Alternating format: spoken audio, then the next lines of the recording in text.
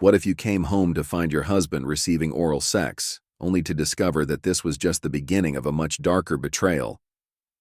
For Atlanta soldier Olivia Carter, that moment unraveled a web of lies, exposing devastating secrets about her husband, her children, and her own health. Atlanta hummed with life as Olivia Carter drove through the familiar streets, the city's towering skyline shining in the crisp morning light. After years of serving her country, she had envisioned this homecoming as a triumphant return. A decorated soldier, Olivia had faced grueling conditions on the battlefield, leading missions that tested her limits and earned her respect. But nothing prepared her for the challenges of civilian life, the chaos of a house filled with 4 children, and the growing distance between her and her husband, Adam. As she pulled into their driveway, the sound of children's laughter spilled from the open front door. Sophia, 10 years old and fiercely protective of her siblings, waved excitedly. 8-year-old Ethan followed, with 6-year-old Mia and 4-year-old Noah trailing behind, giggling as they raced toward the car. Olivia's heart swelled with pride and love as she embraced them all. Yet, beneath the joy of reunion, she felt the quiet weight of something unspoken, a tension that had lingered since her last deployment. Adam appeared at the doorway, offering a smile that didn't quite reach his eyes. "Welcome home," he said, his voice warm but detached.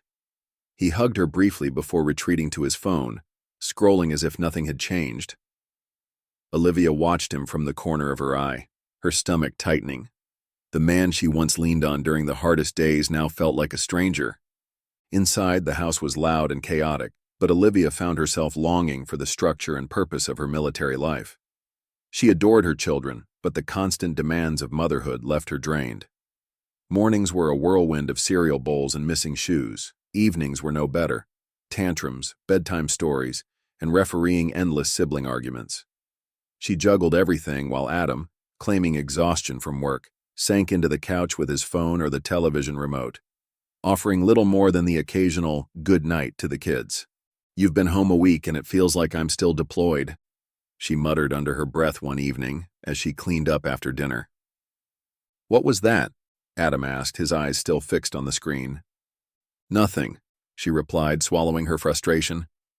Olivia tried to ignore the growing tension in their marriage, but it was impossible to overlook.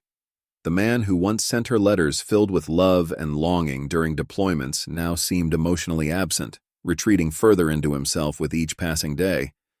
She didn't know how to reach him anymore. As the days turned into weeks, Olivia began noticing troubling signs in Mia. Her youngest daughter, usually full of energy, had grown increasingly lethargic. Frequent colds lingered far too long, and dark circles shadowed her once bright eyes. Then Noah started showing similar symptoms, low-grade fevers, irritability, and fatigue that dulled his usual playful spirit. "I think something's wrong with Mia and Noah," Olivia said one night as she folded laundry. "They've been sick too often, and they're not bouncing back like they should." Adam glanced up briefly before returning to his phone. "Kids get sick, Olivia. It's normal. Don't worry so much." She tightened her grip on the shirt she was folding. "This isn't just a cold, Adam. Mia's been like this for weeks, and now Noah is too. I'm scheduling a doctor's appointment." "Fine, do what you need to do," Adam replied with a sigh, his tone dismissive. The next morning, Olivia called the pediatrician and scheduled a checkup for the entire family. As she watched Mia and Noah quietly play in the living room, her heart ached with worry. The dark circles under Mia's eyes seemed more pronounced in the morning light, and Noah clung to her more than usual, his small body radiating heat from yet another low fever. Adam's nonchalance only fueled Olivia's unease. She couldn't shake the feeling that something serious was lurking beneath the surface, something she had yet to uncover. And as she prepared for the appointment, a nagging thought whispered in the back of her mind. What if this was just the beginning of something far worse? The pediatrician's office was quiet, except for the soft hum of a nearby monitor. Olivia sat with 6-year-old Mia on her lap, gently brushing her fingers through her daughter's thin hair. Across the room, 4-year-old Noah fidgeted with a toy truck, while 8-year-old Ethan and 10-year-old Sophia sat side by side, scrolling through a shared tablet. Despite the normalcy of the scene, Olivia couldn't shake the weight of her worry. Mia's pale complexion and Noah's persistent fatigue had only worsened in recent weeks. After a thorough examination, the doctor entered, clipboard in hand. Mrs. Carter, based on Mia and Noah's recurring symptoms, I'd recommend running some genetic panels to rule out any underlying conditions that might be contributing to their immune issues. It's best if we test the whole family to get a clearer picture. Olivia nodded, her instincts screaming that something wasn't right. Whatever it takes, she said, glancing at her children. Adam, sitting in the corner with his arms crossed, offered a curt nod, his expression indifferent. Sure, he muttered. The following week, the entire family underwent testing. The process was straightforward: cheek swabs, blood samples. But Olivia felt a gnawing anxiety she couldn't explain. Adam, however, appeared detached, scrolling through his phone during most of the appointment. This is overkill, he murmured as they left. Kids get sick all the time. But Olivia knew better. The fevers, the lethargy, the dark circles under Mia's eyes, they weren't normal. And now, Noah's growing symptoms only confirmed her fears. A week later, her phone rang. Mrs. Carter, the pediatrician began, his tone cautious. We've received the results of the DNA tests. Could you and your husband come in to discuss them? Olivia's stomach dropped. We'll be there, she replied, her voice steady despite the storm brewing inside her. She didn't mention the call to Adam until they were on their way to the clinic. He didn't seem particularly concerned, leaning back in the passenger seat with his arms crossed. Probably just a formality, he said. In the doctor's office, the tension was palpable. Olivia sat stiffly, her hands clasped tightly in her lap, while Adam leaned back in his chair with an air of disinterest. The doctor's expression was neutral but grave as he began. We found an unexpected discrepancy in the DNA results, he said, looking at them both. Mia, Noah, and Sophia's genetic markers align with both of you, but Ethan's do not match Adam's. The room seemed to tilt. Olivia's breath caught as the words sank in. Ethan wasn't Adam's biological son. She turned to Adam, whose expression shifted from confusion to anger in an instant. What does that mean? He demanded, his voice sharp. Olivia swallowed hard, her throat tightening. It was one time, she admitted, her voice barely above a whisper. During my deployment, it was a mistake I've regretted every single day since. Adam's chair scraped against the floor as he stood abruptly, his face twisted in betrayal. You let me believe he was mine, he hissed. You let me raise him as my own, and you never said a word. Tears streamed down Olivia's face. I didn't know, she pleaded. I swear, Adam, I didn't know. His anger was fierce, but as he paced the room, Olivia noticed something beneath it, a flicker of defensiveness, a shadow of guilt in his eyes. He ran a hand through his hair, his jaw clenched tight. Unbelievable, he muttered, avoiding her gaze. The drive home was silent, tension thick in the air. Over the following days, Adam's anger simmered, manifesting in curt responses and long stretches of avoidance. Olivia, consumed by guilt, tried to rebuild the fragile trust between them, but her efforts were met with indifference. As the days passed, Olivia began noticing inconsistencies in Adam's behavior. He spent more time on his phone, retreating to the garage late at night under the guise of work. When she confronted him about his growing distance, he brushed her off, his defensiveness raising more questions than answers. The DNA results had revealed her mistake, but Olivia's instincts told her they had also uncovered cracks in Adam's own secrets she couldn't afford to ignore. If you've made it this far into the story, comment "Soldier" below to let us know you're still with us. And while you're here, don't forget to hit that like button and subscribe to the channel for more gripping stories like this. The pediatrician's voice over the phone was calm but urgent, a tone Olivia had learned to recognize during her military service. It meant something was seriously wrong. Mrs. Carter, the blood work results indicate abnormalities that require immediate attention. I've scheduled you with a specialist to discuss this further. Olivia's chest tightened. She glanced over at Mia and Noah, who were quietly coloring at the kitchen table, their fragile energy a constant reminder of her growing fears. She didn't wait to tell Adam, instead taking all 4 children to the follow-up appointment. Adam reluctantly agreed to join her after her insistence that this was no longer a matter of overreaction. The specialist's office was clinical, the walls lined with charts and diagrams Olivia barely noticed as her thoughts churned. The doctor's expression was somber when he entered, a folder clutched in his hands. Olivia gripped the armrests of her chair, bracing herself for what was to come. "Mrs. Carter," the doctor began, his voice steady but weighted. "The results of the blood work have confirmed that Mia and Noah's immune systems are compromised due to an underlying condition. Further testing has revealed that all 4 children, as well as both you and your husband, are HIV positive." Olivia froze, the words crashing over her like a tidal wave. Her breath caught in her throat as her mind raced to comprehend what she had just heard. "HIV positive?" she repeated, her voice barely above a whisper. How is that possible?" The doctor nodded gently, understanding her disbelief. "Based on the test results, the infection appears to have occurred within the last few months, ruling out transmission during childbirth or infancy. Mia and Noah's worsening symptoms align with untreated HIV, while Sophia and Ethan's immune systems are beginning to show early signs of decline. Immediate treatment is essential for all of you." Olivia's vision blurred, her mind struggling to process the enormity of the diagnosis. Her children, her vibrant, loving children, were now fighting a virus she hadn't even known they were exposed to. She glanced at Adam, expecting shock or despair, but his expression was a mask of discomfort, his eyes darting around the room as if searching for an escape. "Adam," she said, her voice sharp with desperation, "what is this? How did this happen?" He shifted in his seat, avoiding her gaze. I don't know, Olivia. This doesn't make any sense." "It doesn't make sense?" she repeated, her voice rising. "You don't just wake up one day and find out your entire family has HIV. Something caused this." Adam's defensiveness grew.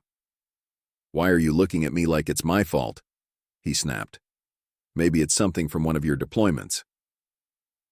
Olivia stared at him in disbelief.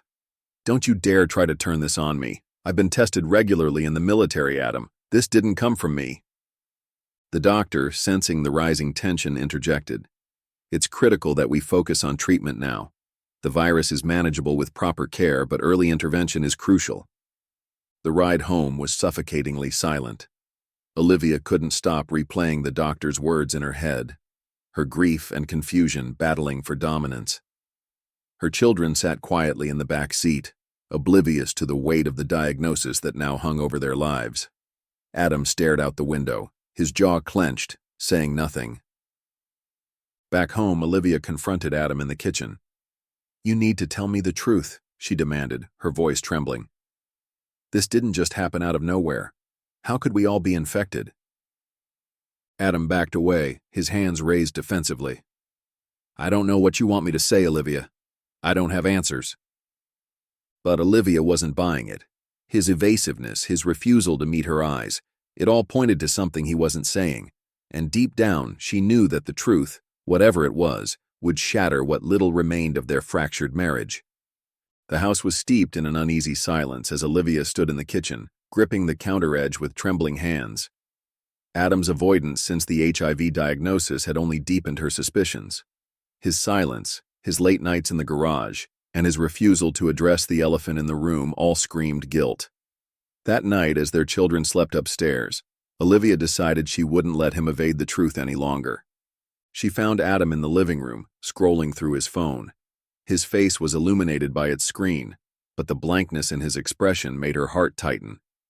"We need to talk," she said firmly, her voice calm but laced with resolve. Adam sighed, glancing up with a flicker of annoyance. "Not this again, Olivia. I've told you everything I know." "No, you haven't," she snapped, stepping closer. "No more excuses, Adam. Something happened, and you owe me the truth." For a moment he froze, his hand hovering over the phone screen. Then he set it down with a resigned sigh and leaned back in his chair. "Fine," he muttered. "You want the truth? Here it is." Olivia folded her arms, bracing herself. "It happened while you were deployed," Adam began, his voice halting. "I had an affair. It wasn't serious. It didn't mean anything. But I messed up." Olivia's breath caught in her throat. "And the HIV?" she asked, her voice trembling. Adam hesitated before speaking. I contracted it from her, he confessed, his tone filled with shame. I didn't know at first. When I started feeling off, I got tested a few months ago. Her eyes widened in disbelief. You've known this whole time? She asked, her voice breaking. You knew and you didn't tell me?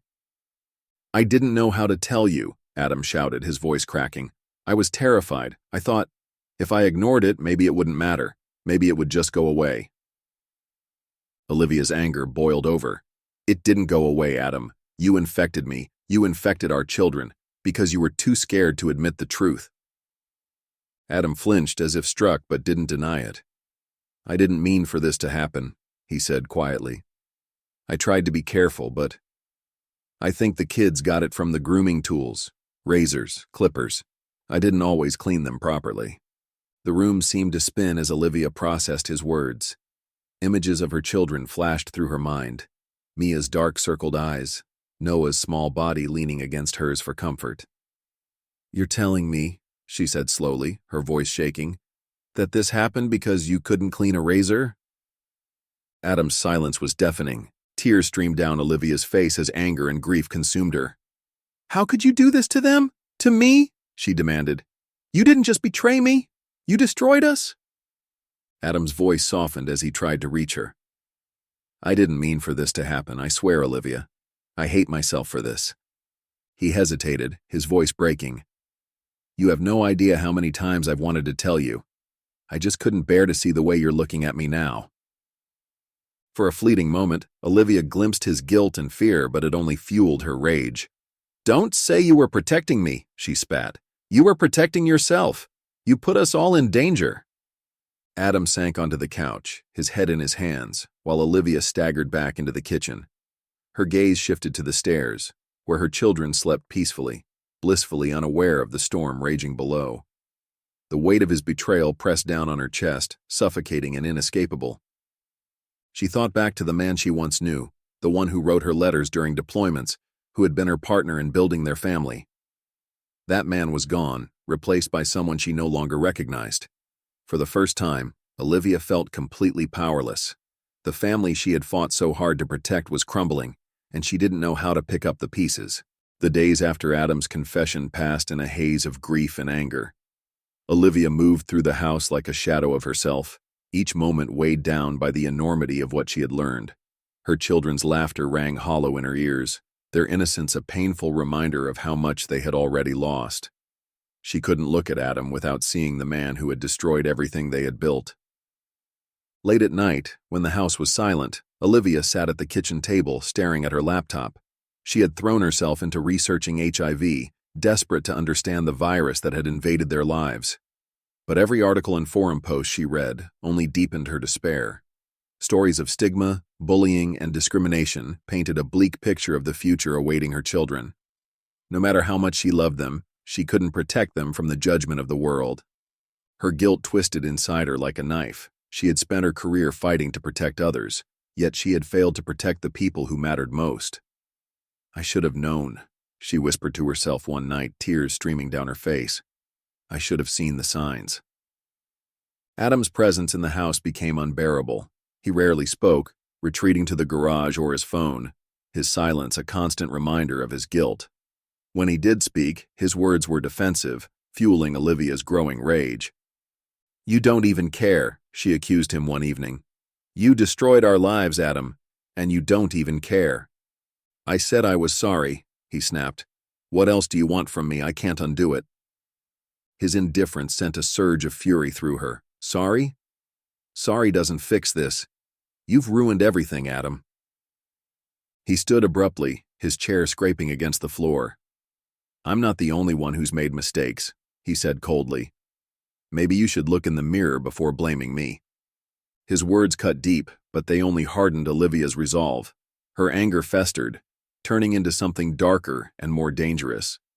At night, she began to hear whispers in her mind, dark thoughts that framed her pain as love and her anger as protection. She started to believe that her children's future would only bring them suffering. The virus had already stolen their health and their innocence. Society would take the rest, casting them out as pariahs. The thought became a mantra. Maybe it's better if they don't have to face this world. At first, she resisted the whispers, horrified by what they suggested. But they returned, night after night, wearing down her defenses. She convinced herself that sparing her children from a life of pain was the ultimate act of love. One night, after another argument with Adam, something inside Olivia snapped. As he brushed past her, muttering under his breath, she grabbed a heavy vase from the coffee table and swung it with all her strength. Adam crumpled to the floor, blood pooling beneath him. The silence that followed was deafening. Olivia stared at his lifeless body, her hands trembling. Then her gaze drifted toward the stairs, where her children slept peacefully, unaware of the nightmare unfolding below. In her fractured mind, Olivia believed she was protecting them. She kissed each child's forehead, whispered words of love, and ended their lives in a haze of grief-stricken delusion. When it was over, she sat on the edge of her bed, staring at the quiet house, the enormity of her actions settling over her like a suffocating weight. The battles she had fought in her career were nothing compared to the war she had lost within herself. The night air was heavy as Olivia drove aimlessly through the streets of Atlanta, her knuckles white against the steering wheel. The weight of what she had done bore down on her chest, suffocating and inescapable. She had fled the house in a haze of panic, the echoes of her children's laughter and Adam's final words still ringing in her ears. But no matter how far she drove, the memories clung to her, relentless in their grip. The flashing blue and red lights appeared in her rearview mirror before she even realized she was being followed. Her pulse quickened, but she didn't resist when the police signaled for her to pull over. As the officer approached, Olivia rolled down her window, her hands trembling on the steering wheel. "Ma'am, please step out of the vehicle," the officer said, his voice calm but firm. She nodded numbly, her body moving as though on autopilot. As the cold handcuffs clicked around her wrists, Olivia felt a strange sense of relief. There was no running from what she had done, and now the weight of her actions would have to be confronted. At the station, Olivia sat in the sterile interrogation room, the fluorescent lights casting harsh shadows on her tear-streaked face. Across from her, two detectives exchanged glances before one leaned forward, his tone careful but insistent. "Olivia, we need you to tell us what happened tonight. Help us understand." For a moment, she didn't speak. Then the words spilled out in a broken torrent. She recounted everything: the shocking HIV diagnosis, Adam's betrayal, and the confession that had shattered her trust and her world. Her voice wavered as she described her sleepless nights, consumed by fears for her children's future and the stigma they would face. By the time she reached the events of that night, her voice cracked under the weight of her grief. I couldn't let them live like that," she whispered, her hands clutching the edge of the table.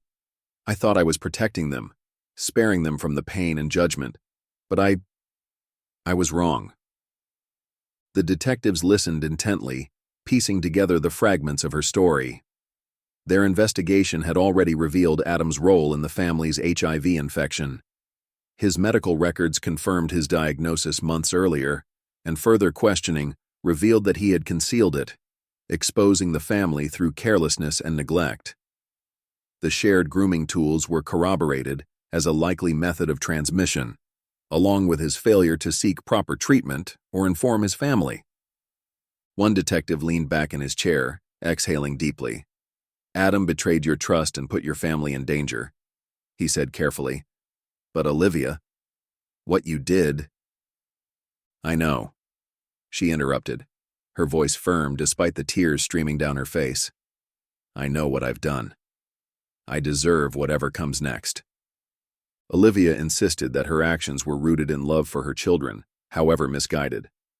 She had believed she was saving them from a lifetime of suffering, but now, sitting in the stark light of the interrogation room, she could see the devastation she had wrought.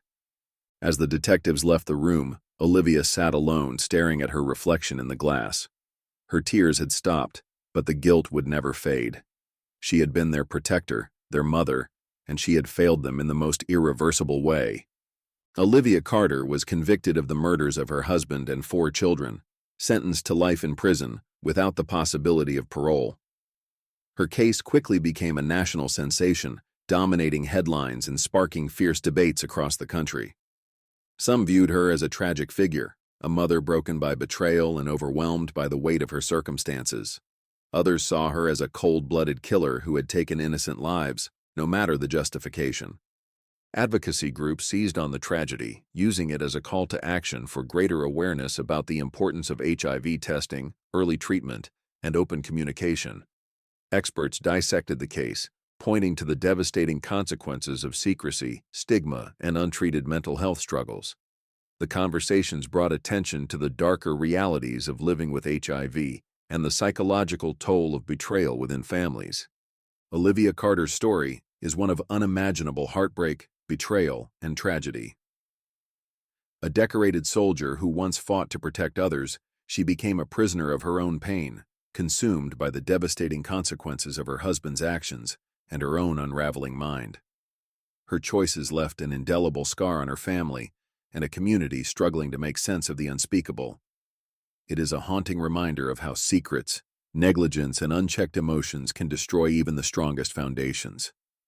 If this story resonated with you, don't forget to like this video and share your thoughts in the comments below. What would you do in Olivia's position?